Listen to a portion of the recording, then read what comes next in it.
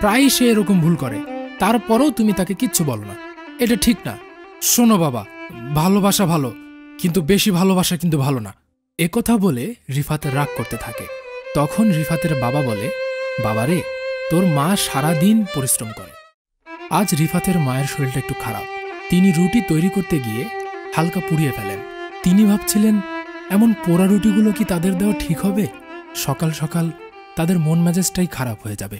তিনি রুটিগুলো নিয়ে রিফাত এবং রিফাতের বাবার সামনে রাখলেন এবং বললেন, আজকে রুটিগুলো তৈরি করতে গিয়ে একটু পুড়ে গেছে, তোমরা একটু কষ্ট করে খেয়ে নাও। রিফাত রুটিগুলো দেখে তার মাকে বলে, এগুলো কি রুটি? এরকম পোড়া রুটি কি খাওয়া যায়?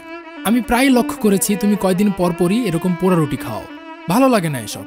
রিফাতের বাবা তখন রিফাতের মাকে বলে, হ্যাঁ, সমস্যা নাই, আমার এরকম পোড়া রুটি খেতে খুবই ভালো লাগে, কোনো সমস্যা নেই, তুমি যাও। এদিকে রিফাত তার বাবাকে বলে, তোমার আবার পোড়া রুটি কবে থেকে খেতে ভালো লাগলো? রিফাতের বাবা তখন বলে, হ্যাঁ, আমার ভালো লাগে তো, পোড়া রুটির মধ্যে আলাদা একটা মজাই আছে, তুই খা, তোরও ভাল লাগবে।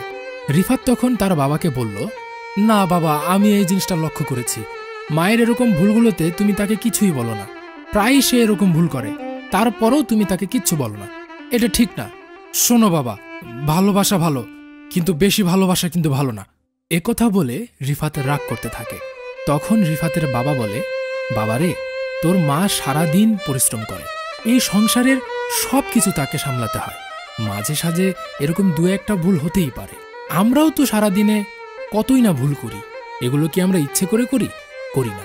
ঠিক তেমনি তোর মায়েরও এরকম ভুল হয়েছে, সামান্য রুটি তো, খেয়ে নে। আর বাবারে, তুমি যদি এই সমাজে চলতে যাও, কারো ভুল ধরা যাবে না, কারণ আমরা সকলেই প্রতিনিয়ত কিছু না কিছু ভুল করেই থাকি, ইচ্ছে হোক অনিচ্ছায় হোক, আমাদের প্রতিদিনই কিছু না কিছু ভুল হয়। তাই এই ভুল ধরতে গেলে কারোর সাথে চলা যাবে না। রিফাত তখন তার বাবার কথাগুলো খুব মনোযোগ দিয়ে শুনল। তার বাবা লক্ষ্য করল যে রিফাত অনেক মনোযোগ দিয়েই কথাগুলো শুনছিল। রিফাতের বাবা তখন আরও বলল, দেখ বাবা, মাঝে মাঝে তুই কিন্তু তোর মায়ের সাথে অনেক খারাপ আচরণ করিস, অনেক উল্টোপাল্টা কথাও বলে ফেলিস, সারাদিন নানা রকম ভুল তোরও হয়, কিন্তু তোর মা কি তোকে কিছু বলে? বলে না। সে যদি তোর প্রতি স্যাক্রিফাইস করতে পারে, তুই কেন এই সামান্য জিনিস স্যাক্রিফাইস করতে পারবি না? একে অপরকে দেখা, এটাই তো আমাদের মূল মন্ত্র, না হলে তো ভালোভাবে বেঁচে থাকাই সম্ভব না। এবং সে বুঝতে পারল যে আসলে তার বাবার কথাগুলোই ঠিক। সে তখন তার মায়ের কাছে ক্ষমা চাইল, বলল, মা, আমি আসলে বুঝতে পারিনি, তোমার সাথে আমার এরকমটা করা ঠিক হয় নাই। আসলেই তো আমাদের প্রতিনিয়ত এরকম অনেক ভুলই হয়, ছোটখাটো এই ভুলের জন্য তোমার সাথে এরকম আচরণ করাটা আমার মোটেই উচিত হয়নি মা, তুমি আমাকে মাফ করে দিও।